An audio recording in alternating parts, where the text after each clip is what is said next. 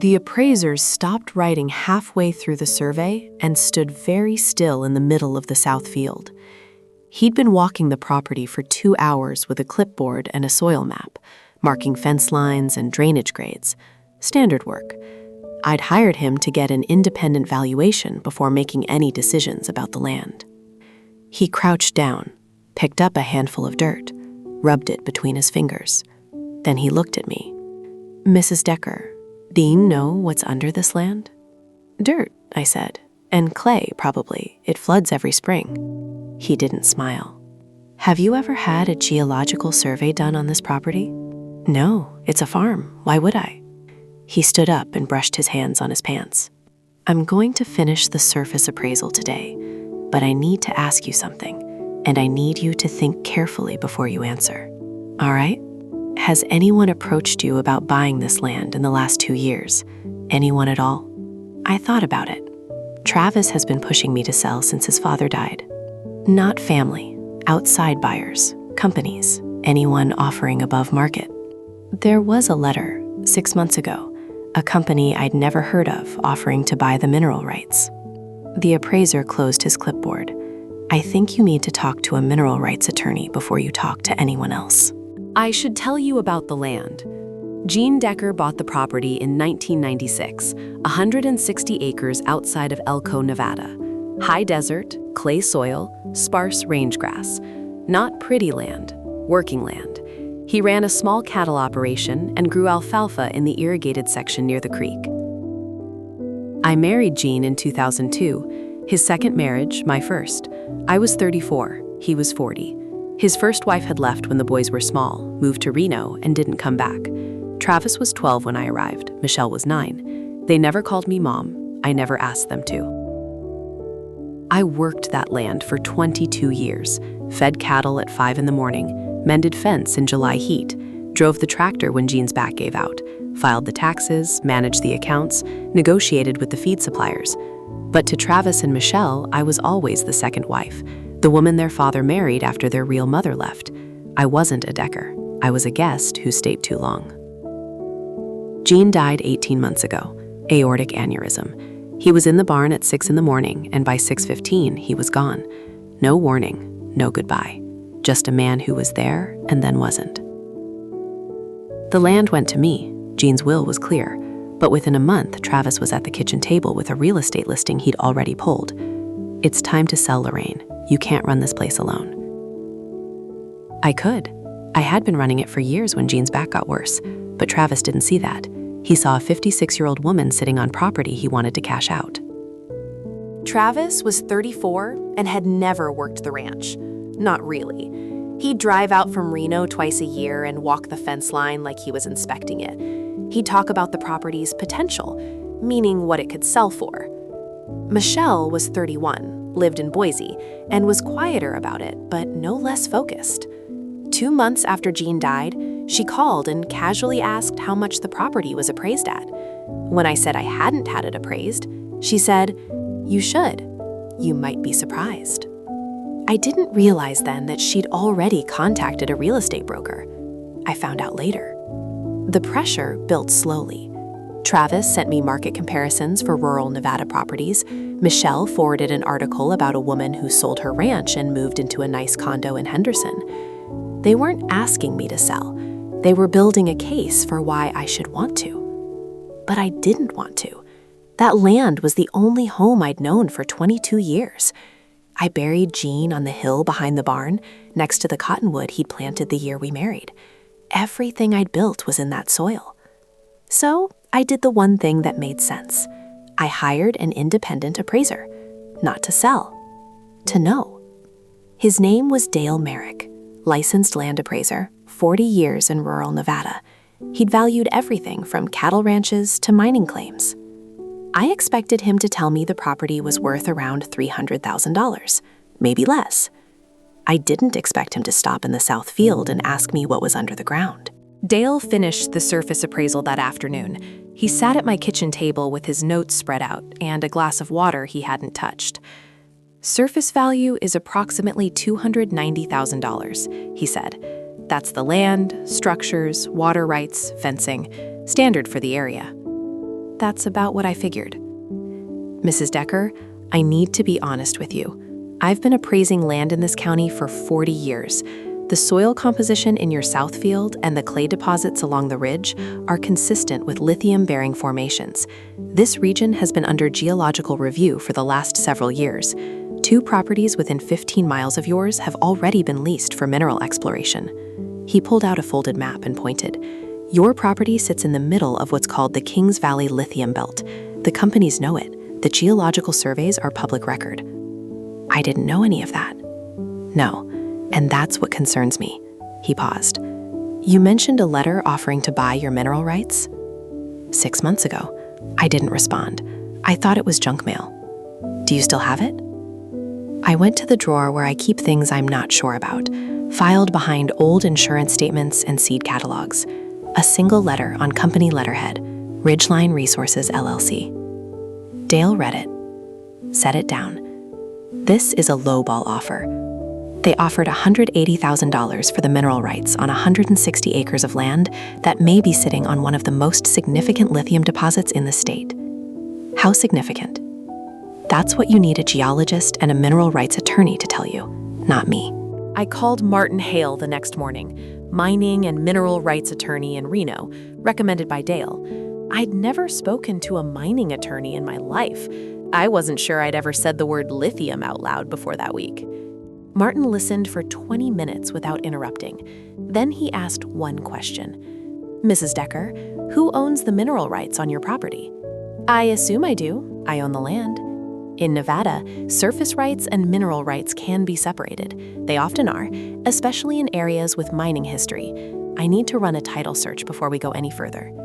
He called back 2 days later. Mrs. Decker, I found something unusual.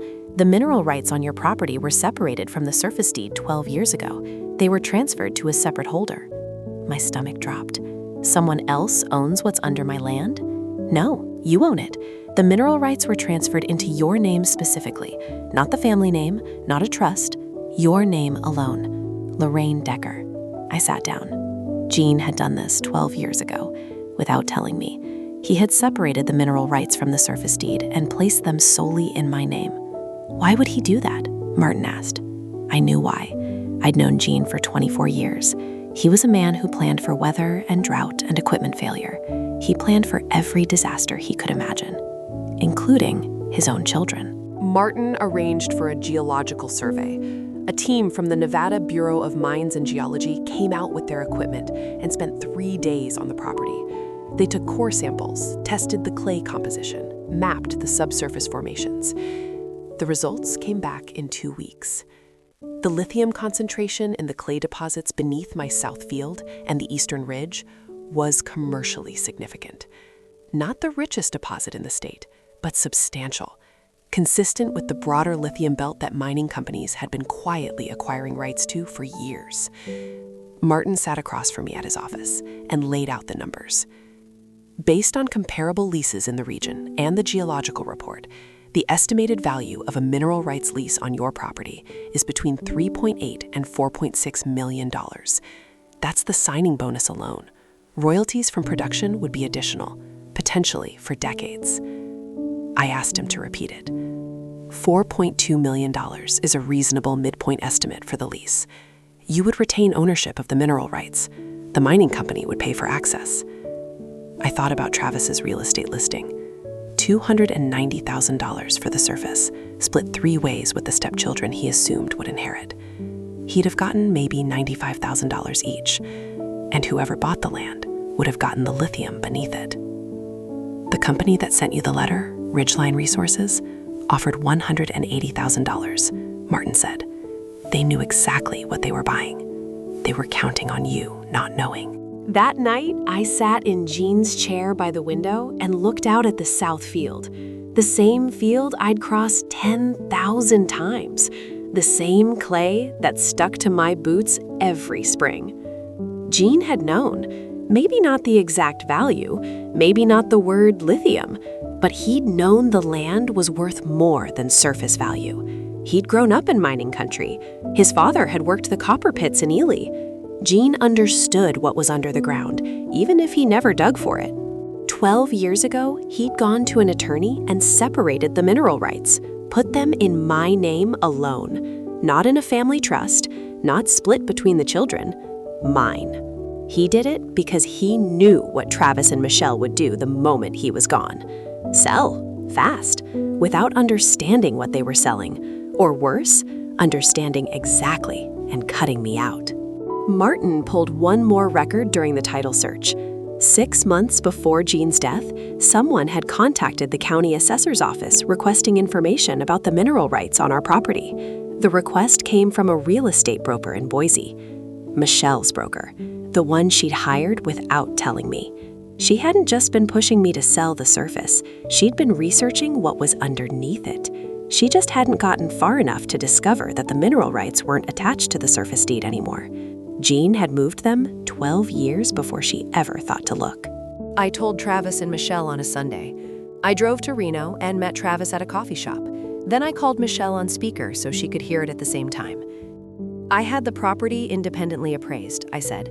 Surface value is $290,000. Travis nodded. That's about what I thought. So if we listed at... I'm not selling. Lorraine, I also had the mineral rights evaluated. The lithium deposits under the South Field and the Eastern Ridge are commercially significant. A mining company has offered a lease worth $4.2 million. The mineral rights are in my name. They have been for 12 years. The line from Boise was silent. Travis set down his coffee. What do you mean, in your name? Your father separated the mineral rights from the surface deed 12 years ago and transferred them to me, personally. That's not possible. The land is one piece. In Nevada, surface and mineral estates can be severed. Your father knew that. He was the son of a miner. Michelle finally spoke. Why would Dad do that without telling us? I looked at Travis. Because he knew what you'd do with it. Travis stood up. His chair scraped the floor. This is unbelievable. You're telling me Dad hid millions of dollars worth of mineral rights and gave them to you, his second wife? He didn't hide them. He protected them. There's a difference. I'm going to contest this. You can try. The transfer was filed 12 years ago, notarized, recorded, and legal. Your father's attorney has the originals. He left without finishing his coffee. Travis hired an attorney. The challenge lasted 5 weeks. His lawyer reviewed the transfer documents, the title history, the county records. Everything was clean. Jean had done it right. The separation was legal, properly filed, and within his rights as sole property owner at the time. Nevada law was clear. A landowner can sever and transfer mineral rights independently of the surface estate. Travis' attorney advised him to drop the challenge. There was no legal basis to contest it. Michelle called me 3 days after Travis gave up. Her voice was different. Not angry, tired. Lorraine, I need to tell you something. Go ahead. I hired a broker last year to look into the property. Before Dad died, I was trying to figure out what everything was worth. I know. The assessor's office logged the inquiry. Silence. Then, I'm not proud of it. Your father wasn't surprised by it either. That's why he moved the mineral rights. Did he know I was looking? I don't know, but he knew you would, eventually. She asked if we could meet in person. I said yes. She drove from Boise the following weekend. We sat on the porch with coffee, looking out at the South Field. I always thought of this as Dad's land, she said. It was. Now it's mine.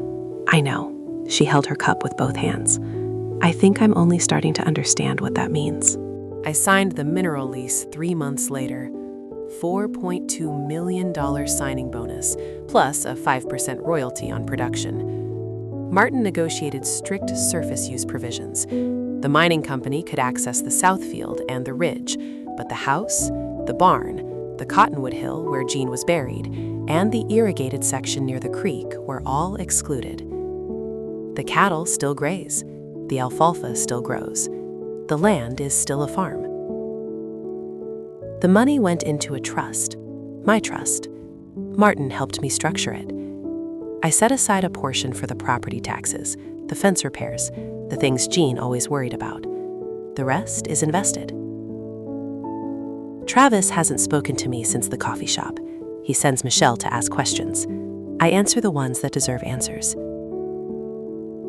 Michelle comes to the ranch once a month now. She doesn't talk about the money. She asks about the cattle. She asked me to teach her how to check the irrigation lines. Last time she was here, she brought her daughter. The girl ran through the south field picking up rocks and putting them in her pockets. "Those might be worth something," Michelle said. I almost laughed. Almost. The mining company started exploratory drilling last spring. Small operation, 3 trucks, a portable lab. They're careful. They respect the boundaries Martin drew. The foreman checks in with me every morning before they start work. I watch them from the porch sometimes, the way Jean used to watch the weather. Quietly, carefully, not interfering, just paying attention. People in town talked. They always do in a place this small. Some said Jean was sneaky for hiding the mineral rights. Some said I didn't deserve them because I wasn't a real Decker. I didn't explain myself. Jean taught me that. He used to say, "A fence that needs explaining wasn't built right." The fence was built right. Jean spent 12 years making sure of it. Martin found one more thing during the process, a note in Jean's legal file, handwritten, not part of any official document. His attorney said Jean had left it the last time he came in, 2 months before he died. It was addressed to me. Lorraine, I should have told you about the mineral rights when I moved them. I didn't because I didn't want you to feel like it was about money. It was never about money. It was about making sure that when I'm not here, nobody can take from you what we built together. You're not the second wife. You're the one who stayed. That's worth more than anything under the ground. I read it once. Then I folded it and put it in the kitchen drawer next to the letter from Ridgeland Resources. 2 letters about the same piece of land, one trying to take, one making sure I kept. If someone is pressuring you to sell what's yours before you understand what you have, slow down. Don't sign anything. Get it appraised. Get the mineral rights checked. You might be sitting on more than you know. And if someone has ever treated you like you don't belong in your own home, like you're just the guest who stayed too long, I'd like to hear your story.